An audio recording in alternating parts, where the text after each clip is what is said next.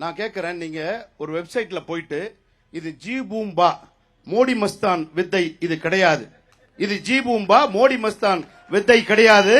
நான் சொல்றேன், நீங்க நெட்ல போய் பாருங்க.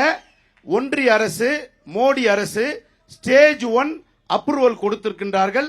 அந்த ஸ்டேஜ் 1 அப்ரூவல் கொடுத்தால் மட்டும்தான் தமிழக அரசு அதற்குண்டான அரசாணை போட முடியும். 11ஆம் தேதி, கடந்த 11ஆம் தேதி ஸ்டேஜ் 1 தந்தார்கள். பலமுறை அந்த படியேறியவன் நான்.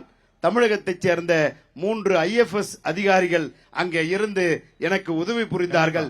தமிழன் என்ற காரணத்தினால் அங்கே ஒரு தமிழ் அதிகாரி இருந்தார், அவர் எனக்கு உதவி செய்தார்கள்.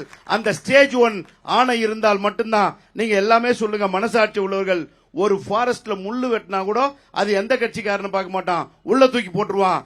அருமை பெரியோர்களே, அவர்கள் சொல்றது கேளுங்க. இல்ல நான் அது ஒரு சப்ஜெக்ட் ரொம்ப கேட்டு சொல்றேன். சரி, அந்த அரசாணை நீங்க நிறைய உழைச்சீங்க. நியூஸ் தமிழ் அத மறக்கல. ஒரு நிமிஷம். இல்ல நான் அதுக்காக நீ அந்த ஒரு சப்ஜெக்டே பேசிட்டு இருக்க முடியாதுல. இப்ப அதே விஷயத்துக்கு ஒரு பாலா இருங்க. ஒரு நிமிஷம்.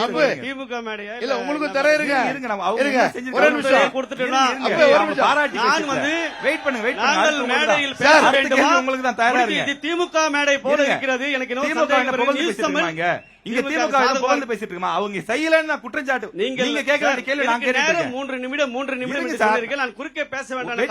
குறுக்கே பேச முடியாம சூழ்நிலை ஏற்படும். நேரம் வேஸ்ட் ஆகுது சார். நேரம் வேஸ்ட் ஆகுது. நான் ஒரு பாராட்டி பேசுறேன். ஒரே விஷயத்துல சொல்லட்டுமா? ஒரு நிமிஷம். ஒரு விஷயத்துல நான் சொல்லிறேன். சொல்லுங்க. இது மெட்டி ஒளி மாதிரி தொடராது. இது மெட்டி ஒளி நாடகம் மாதிரி தொடராது. இதற்கு முற்றுப்புள்ளி வைத்து விட்டார்கள். இதற்கு அனைத்து அரசாணையும் வாங்கி விட்டோம். நாங்க டெண்டர் போட்டு பூஜையை போட்டாங்க. அணை கண்டிப்பாக வரும். அணைக்கட்டு தொகுதி மக்களுக்கு அது தெரியும். குற்றச்சாட்டு சொல்லுங்க. நன்றி.